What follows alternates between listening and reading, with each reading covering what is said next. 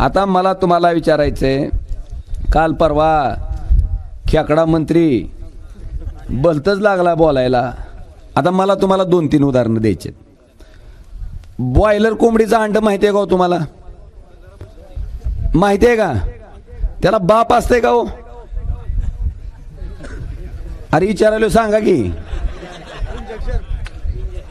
तुमचं जर्शा गाईचं वासरू, त्याला बाप असते का हो?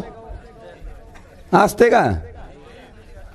मग अशी बॉयलर कोंबडीची अंडी, जर्शा गाईची वासरं जर मला माझ्या बापाबद्दल बोलत असतील तर बापानो, तुम्ही कुणाच्या पोटी जन्म घेतलाय, मी कुणाच्या पोटी जन्म घेतलाय मला माहिती आहे.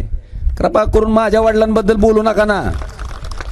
बरं, त्यांचं म्हणणं असं आहे की माझ्या वडिलाच्या हत्येचं राजकारण ओमराजे करतो. अरे राजेसाहेब जिवंत असते तर हा ओमराजे बघायला बी भेटला नसता ना. कशाला माझं इंजिनिअरिंग करून मी काम केलं असतं ना. मी आलो कुणामुळं? बरं, त्याच्या पुढचं माझं म्हणणं आहे की आजपर्यंतच्या भाषणात, आत्ताच्या ह्या निवडणुकीत मी एकदा तरी काढला का हो विषय? मग काय ह्यांना खाजून अवधान यायला लागले? बरं, माझ्या वडिलाची हत्या झाली ही काय खोटी गोष्ट आहे का? कशामुळं झाली?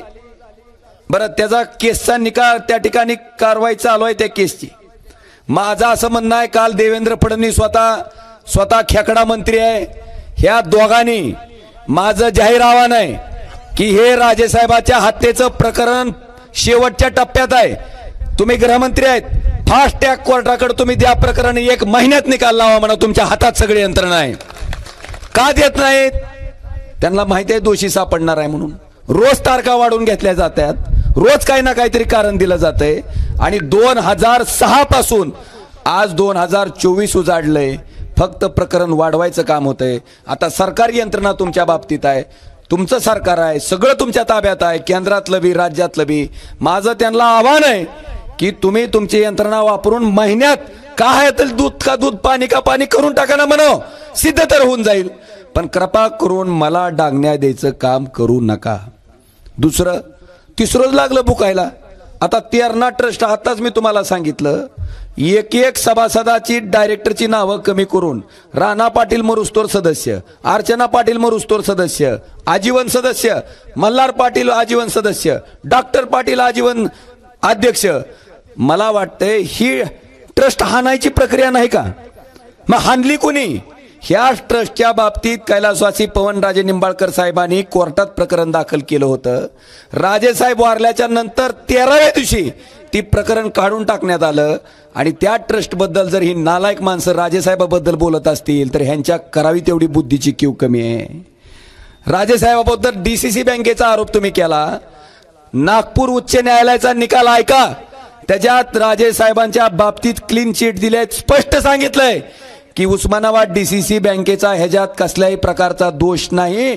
आणि हे सगळेच्या सगळे पैसे नागपूर DCC बँकेनं परत कुणाला द्यावे? मग माणसाला मला विचारायचंय की राजेसाहेबाच्या नावानं तुम्ही कशामुळे आज ते हयात नसताना बोलताय?